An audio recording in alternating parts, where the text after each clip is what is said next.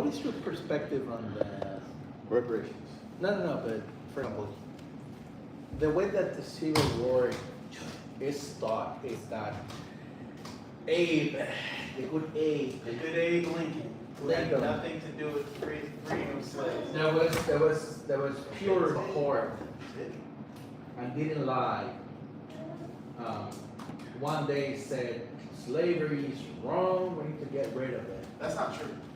I know, but that's the way that it's taught Yes, that's around what the world. And because of Lincoln, you fought a war, and you basically defeated the what was the name of the rebels. The Confederates. Confederates. The Confederates. The rebels. The rebels. And slavery and freedom was established in the U.S. and now everyone is free. Yes. And no more slavery. That way it is taught. Right. There's different forms of slavery.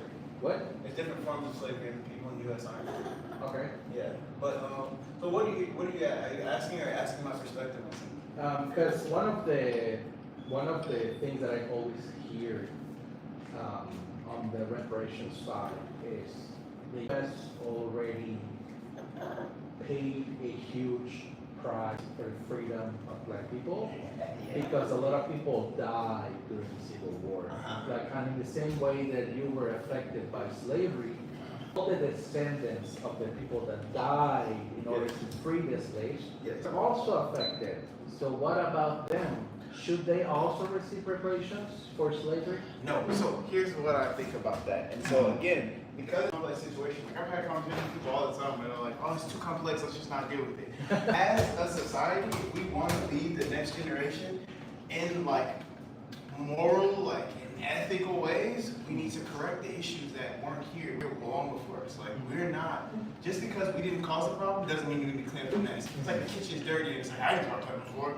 Just be mature. Like if you took something, give it back. If you did something, make it right.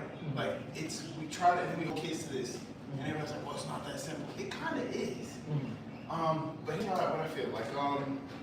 As far as reparations, let's look at the effects of slavery. We're not talking about the effects of a civil war. We're talking about the effects of slavery.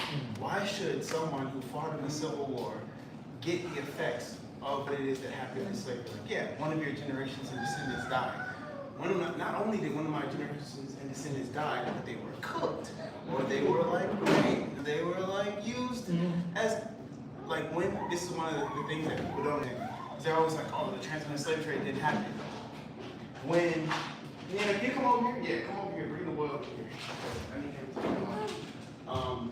One of the things that happened is when they finally abolished the capture of slaves, to get around that, because there was a market. You know, if you're bringing in 10,000 slaves, let's say a day or whatever, now there's a market, and so we need to keep bringing in 10. They did what was called, I think, it's like farms. They pushed human reproduction to its limits, to its limits. You have to understand what are the effects of that on people. And I was reading a Du Bois book, and he was talking about the years after slavery where there was so much push for what's it called? When it's not infidelity, it's like when you're really like no. Come off the couch. Come off the couch.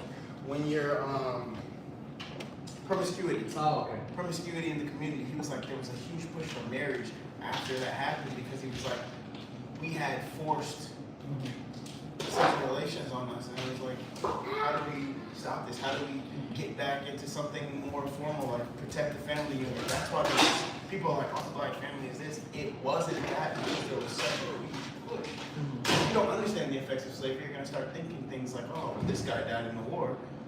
What the effect this huge wave of unregulated, like most people don't even know, once slaves were free, there was a 10-year gap of legislation that needed to be, well, what are they? Are they citizens? Or can they vote? Are they people? Can they own property? Like, there was 10 years of just trying to figure it out. Yeah. And so black people have built churches, they built schools, they built communities. In that 10-year time, when that legislation hit, it was like, well, that doesn't count. So it's all up for grabs. And that wealth was stolen. That's why one of the stories with my family is we got the 48 acres and a mule. Nina, just move around. Like, trying to move around. Juice. I don't want you to be close to me right now. He's your little brother, so he wants to be close to you. My family got the reparations. They were in one of the bigger communities, and the land got stolen by I think it was the government. They flooded the land, either the Klan or they flooded the land because they wanted to build a power plant. So it was like, oh, that black community, let's just flood it. Yeah. So That's one of the things, like, and not only happened, like, I don't know why the US government has this tendency of not respecting the treaties that they make. oh yeah, they don't respect any of it. Because that same thing happened to the Mexican families that were living in the territory that were taken by the US. Like they said, we're gonna respect your property rights, so you own all this land, we're gonna respect it. Yeah. And year by year, generation by generation, the US has been taking more and more of that land in order to build infrastructure. Even now? Even now. There's still a legal battle for something that happened like 100 years ago. And I don't know why the US government has this tendency of doing that. Yeah, not respecting trees. Most people think the U.S. is just this like this place of freedom, and the marketing is good. Yeah. But when you read the fine print, you start to see. Oh, I'm telling you my soul. Right, we got some problems here. Yeah. Oh, it was done. He didn't like. He did. Yeah. Yeah. Okay. So what happened?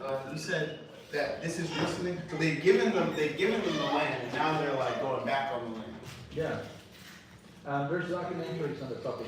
Because here's the other thing, like, now that we're talking about it, like, okay, what about, because we were saying, okay, like descendants of the people that died Yes. on the Civil War should not get reparations. No, they should be maybe. And I think. Didn't the slave masters get reparations after freed the slaves? You told me that, because Yeah. once the government takes your property, it has to give you compensation. Yeah, I think they did. Because people were property, it makes sense. Yeah. Because here's the other thing, like, You going somewhere? Yeah, I'm gonna take my Oh, sure. Okay. Oh, well, I guess that's it for the single dad chronicles. The kids. All right, gonna be with you. Wait, before you go, can you hug and all that stuff? Well, I want you to get on camera. I want to document our lives, man. oh, Thank you for watching. She watched the kids while I shot the video of it, so I appreciate it a lot. We're gonna end this live because I don't have kids now, so I'm not single dad.